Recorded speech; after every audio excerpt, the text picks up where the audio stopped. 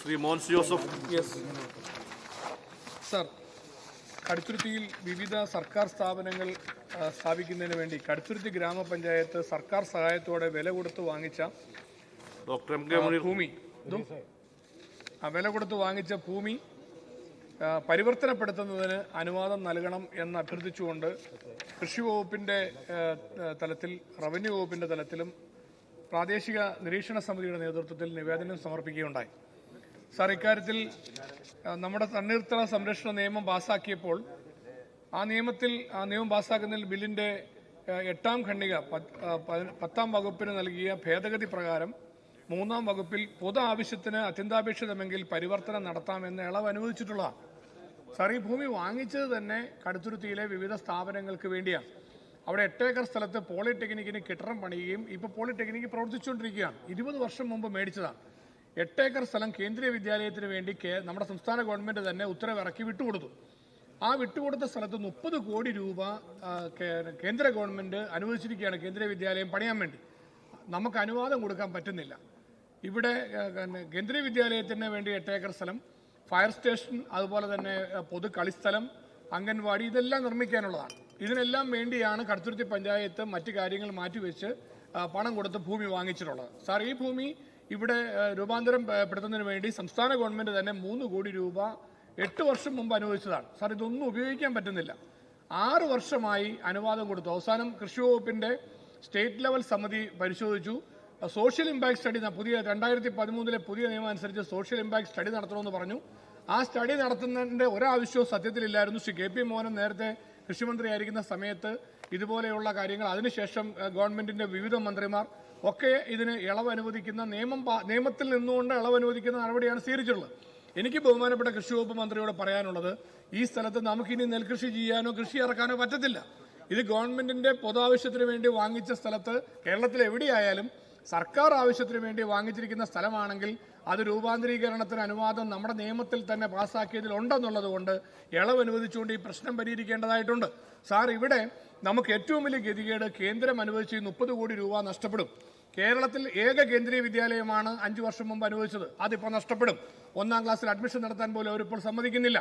നമുക്ക് നിസ്സാരമായി ഈ വിഷയങ്ങളെ നമ്മൾ കാണുകയാണ്. ഞാൻ 6 വർഷമായി ഈ വിഷയത്തിന് വേണ്ടി കൃഷി വകുപ്പിന്റെ മുൻപിൽ അപേക്ഷയുമായി കടുത്തുരുത്തിയിലെ പ്രാദേശിക ജനപ്രതിനിധികൾ ഞങ്ങളെല്ലാവരും നിൽക്കുകയാണ്. സാർ, ഇത് എൻ്റെ മാത്രം വിഷയമല്ല, ഇത് കേരളമൊട്ടാകെ ഈ പ്രശ്നം നിലനിൽക്കുകയാണ്. സാർ, അതുകൊണ്ട് ബഹുമാനപ്പെട്ട കൃഷി വകുപ്പ് മന്ത്രി പൊതാവശ്യത്തിനുള്ള ഈ കൃഷിയിടത്തിന്റെ ഇളവ് അനുവദിച്ചുകൊണ്ട് തണ്ണീർത്തട സംരക്ഷണ നിയമത്തിൽ പറയുന്നത് പോലെ സർക്കാർ ആവശ്യങ്ങൾക്ക് വേണ്ടിയുള്ള ഭൂമിയാണെങ്കിൽ ഇളവ് അനുവദിച്ചുകൊണ്ട് രൂപാന്തരീകരണം നടത്താൻ അനുവാദം കൊടുക്കാം എന്ന് പറഞ്ഞ കാര്യത്തിൽ തീരുമാനമെടുത്ത് തരണം.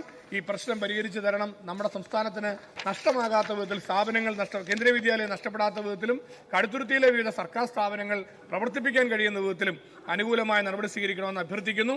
ഈ പ്രശ്നങ്ങൾ ചർച്ച ചെയ്യുന്നതിന് വേണ്ടി ബന്ധപ്പെട്ട ഉന്നത ഉദ്യോഗസ്ഥരുടെ ഒരു യോഗം ബഹുമാനപ്പെട്ട കൃഷി വകുപ്പ് മന്ത്രിയുടെയും റവന്യൂ വകുപ്പ് മന്ത്രിയുടെയും സാന്നിധ്യത്തിൽ വിളിച്ചു ചേർക്കുന്നതിന് കൃഷി വകുപ്പ് മന്ത്രി നേതൃത്വം കൊടുക്കണമെന്നും ഇതുമായി ബന്ധപ്പെട്ട ഫയലുകൾ പരിശോധിച്ച് തീർപ്പുണ്ടാക്കി തരണമെന്നും അഭ്യർത്ഥിക്കുക. ബഹുമാനപ്പെട്ട കൃഷി വകുപ്പ് മന്ത്രി. സാർ, 2008 കേരള നെൽവയൽ തണ്ണീർത്തട സംരക്ഷണ നിയമം പ്രകാരം സംസ്ഥാനത്തെ നെൽവയലുകളെയും തണ്ണീർത്തടങ്ങളെയും അവയുടെ പാരിസ്ഥിതിക പ്രാധാന്യം കണക്കിലെടുത്ത് സംരക്ഷിക്കുന്നതിനും അതോടൊപ്പം ഭക്ഷ്യസുരക്ഷ ഉറപ്പാക്കുന്നതിനും വേണ്ടി ലക്ഷ്യമിട്ടിട്ടുള്ളതാണ്. സംസ്ഥാനത്തെ ഭൂമിശാസ്ത്രപരമായ സവിശേഷതകളും പ്രത്യേകതകളും പരിഗണിച്ചാൽ നെൽവയലുകൾക്കും തണ്ണീർത്തടങ്ങൾക്കും ആവാസ വ്യവസ്ഥയിൽ അതീവ പ്രാധാന്യമുള്ളതിനാൽ നിയമത്തിലെ വ്യവസ്ഥകൾ ലക്ഷ്യമിടും പ്രകാരം ആയത് പൂർണ്ണമായും സംരക്ഷിക്കപ്പെടേണ്ടതുണ്ട്. വ്യക്തമായ വ്യവസ്ഥകൾക്കും മാനദണ്ഡങ്ങൾക്കും വിധേയമായി നെൽവയലുകൾ പൊതു ആവശ്യത്തിനും 2008 മേപ്പടി നെൽവയലിൻ്റെ ഉടമസ്ഥാവകാശം ഉള്ളവർക്കും വീട് നിർമ്മിക്കുന്നതിനും പരിമിതാർത്ഥത്തിൽ പരിവർത്തനപ്പെടുത്തുന്നതിന് വ്യവസ്ഥകൾ നിലവിലുണ്ട്.